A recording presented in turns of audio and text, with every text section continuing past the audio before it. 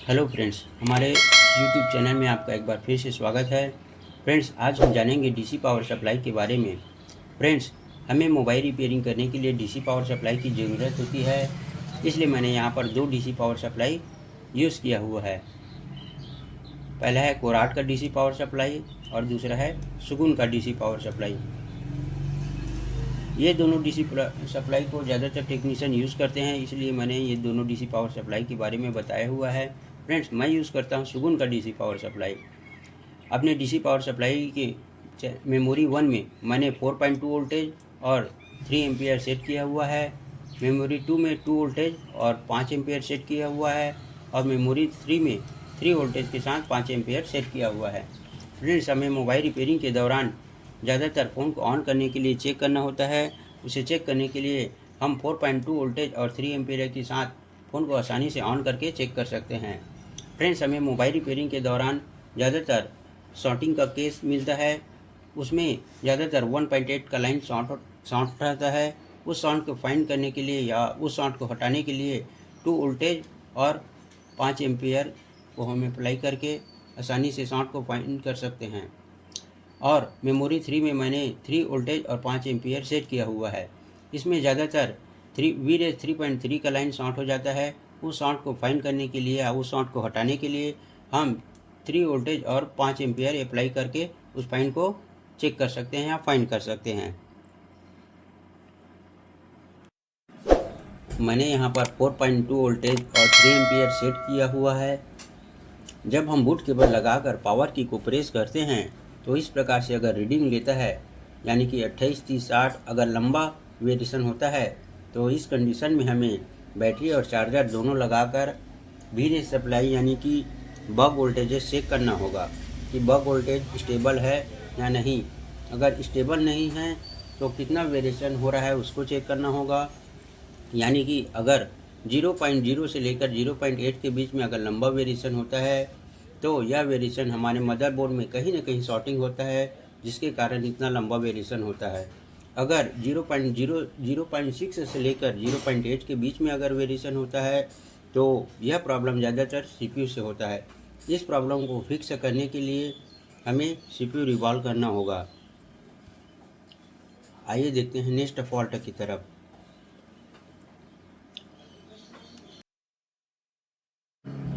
जब हम boot cable लगाकर पावर की को प्रेस करते हैं तब अगर इस प्रकार से स्टक रीडिंग लेता है, यानी कि 50 से लेकर 120 के बीच में अगर स्टक रीडिंग लेता है तो यह प्रॉब्लम ज़्यादातर मेमोरी आईसी की तरफ से होता है।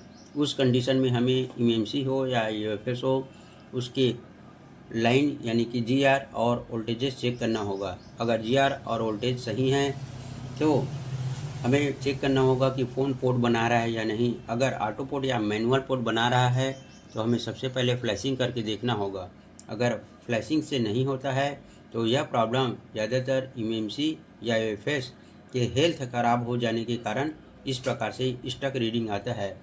इस कंडीशन में हमें एमएमसी या यूएफएस का हेल्थ रिपेयर करना होगा।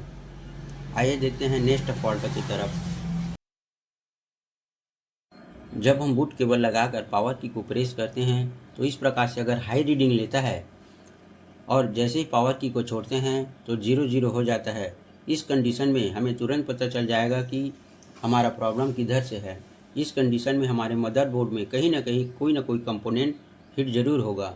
उस कंडीशन में हमें उस कंपोनेंट के एरिया को सर्च करके शॉर्टिंग फाइंड करके शॉर्टिंग को रिमूव करना होगा। आइए देखते हैं नेक्स्ट फॉल्ट की तरफ। जैसे ही हम बूट केबल लगाते हैं तो डीसी मशीन का रीडिंग एम्पियर और वोल्टेज अगर इस प्रकार से अगर ड्रॉपिंग होता है तो इस कंडीशन में हमारे वी बैट और वीपीएच पावर में फुल शॉर्टिंग की वजह से होता है। इस शॉर्टिंग को निकालने के लिए हम वीपीएच पावर और वी बैट में 4.2 वोल्टेज और 5 एम्पियर इंजेक्ट करके इस शॉर्टिंग को हटा सकते हैं। जैसे ही हम 4.2 वोल्टेज और 5 एम्पियर इंजेक्ट करेंगे, हमारा कंपोनेंट कहीं ना कहीं हीट होगा। उस हीट को सेंस करके हम रोजिन अप्लाई करके उस शॉर्ट को आसानी से निकाल सकते हैं। जब हम बूट केबल लगाकर पावर की को प्रेस करते हैं तो इस प्रकार से अगर स्टक टाइप का लो रीडिंग लेता है, यानी कि 0.0 से लेकर 0.5 के बीच में स्टक रीडिंग लेता है और जैसे ही हम पावर की को रिलीज़ करते हैं तो यह एम्पियर अगर 0 हो जाता है तो यह प्रॉब्लम हमारे ज़्यादातर एलडीओ लाइन या बग लाइन या बीपीएस लाइन के शॉर्टिंग की वजह से होता है। इस प्रकार का अगर रीडिंग लेता है तो सबसे पहले हमें बीपीएस लाइन में शॉर्टिंग चेक करना होगा। अगर बीपीएस लाइन में शॉर्टिंग नहीं है तो बग और एलडीओ लाइन में शॉर्टिंग चेक करना होगा। ज़्यादातर बग लाइन में शॉर्टिंग या बग कोई भी बग कॉइल ओपन या ख़राब हो जाता है या वाटर डैमेज हो जाता है, जिसके कारण से भी इस प्रकार का रीडिंग लेता है। उस कंडीशन में हमें उस लाइन को रिपेयर करना होगा।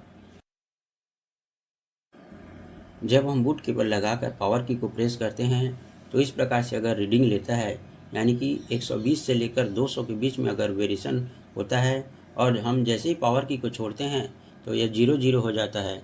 इस कंडीशन में हमारा स्टोरेज ऐसी ड्राई शोल्डर के कारण होता है या ज़्यादातर सॉफ्टवेयर मिसिंग या सॉफ्टवेयर के खराबी के कारण यह वेरिएशन होता है। आइए चेक करते हैं नेक्स्ट फॉल्ट को। जब हम बूट केबल लगाकर पावर की को प्रेस करते हैं तो इस प्रकार से अगर स्टक रीडिंग रहता है, यानी कि 120 से लेकर 200 के बीच में अगर स्टक रीडिंग रहता है और जैसे ही हम पावर की को छोड़ते हैं फिर भी यह रीडिंग स्टक रहता है, तो यह प्रॉब्लम ज़्यादातर रैम के वजह से होता है।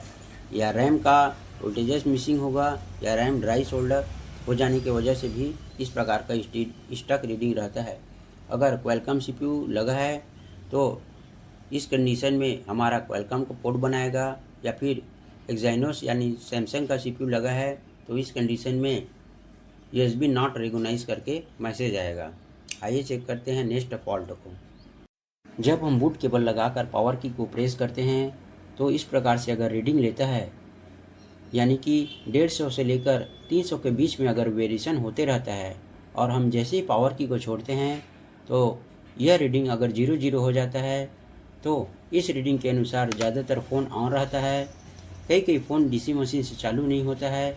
इस कंडीशन को चेक करने के लिए सबसे पहले बैटरी के वोल्टेज को चेक करें। अगर बैटरी के वोल्टेज कम है तो बैटरी और चार्जर फ़ोन में लगाकर मल्टीमीटर को डीसी मोड में रखकर बैटरी के टेस्ट पॉइंट पर चेक करें। अगर वोल्टेज इंक्रीज़ हो रहा है, यानी कि बढ़ रहा है, जैसे कि 1.1, 1.2, 1.3, अगर इस प्रकार से वोल्टेज बढ़ रहा है तो बैटरी को चार्ज होने दें। बैटरी अगर 3.6 से 4.2 तक चार्ज हो जाता है, अगर डिस्प्ले में कुछ भी नहीं दिखाता है, इसके ग्राफिक और लाइट सेक्शन को चेक करें। फ़ोन में जब हम डीसी पावर सप्लाई से बूट केबल लगाते हैं तो जैसे ही बूट केबल को लगाते हैं तो इस प्रकार से 0.01 में स्टक रहता है या 0.01 से लेकर 0.03 तक स्टक रहता है, और पावर की को प्रेस करने पर भी इस प्रकार से अगर रीडिंग रहता है तो चार्जिंग आईसी यानी डीसी टू डीसी आईसी या पावर आईसी के ख़राब हो जाने के कारण इस प्रकार से रीडिंग रहता है। सबसे पहले हमें पावर आईसी को उठाकर डीसी से एक बार फिर से चेक करना होता है कि सेम रीडिंग में स्टक है या फिर नहीं। ज़्यादातर पावर आईसी के ख़राब हो जाने के कारण सेम रीडिंग रहता है। अगर पावर आईसी को उठाकर सेम रीडिंग रहता है तो डीसी टू डीसी आईसी को एक बार चेंज करके बिना पावर लगाए फिर से चेक करें कि सेम रीडिंग है या नहीं। अगर सेम रीडिंग नहीं है तो पावर आईसी को चेंज करें। पावर आईसी को चेंज करने से हमारा काम बन जाएगा। फ्रेंड्स, जब हम बूट केबल लगाकर पावर की को प्रेस करते हैं तब इस प्रकार से रीडिंग लेता है, यानी कि 0.1, 0.2 या फिर 0.0 से लेकर 0.2 के बीच में अगर वेरिएशन होते रहता है और हम जैसे ही पावर की को छोड़ते हैं तब यह रीडिंग 0 हो जाता है। तो इस कंडीशन में हमारा डीसी टू डीसी आईसी यानी कि चार्जर आईसी की खराबी के कारण इस प्रकार से रीडिंग आता है। सबसे पहले हमें चार्जर आईसी को चेंज करके देखना होगा। फ्रेंड्स, यह छोटा सा जानकारी आपको कैसे लगा प्लीज़ कमेंट करके ज़रूर बताएं।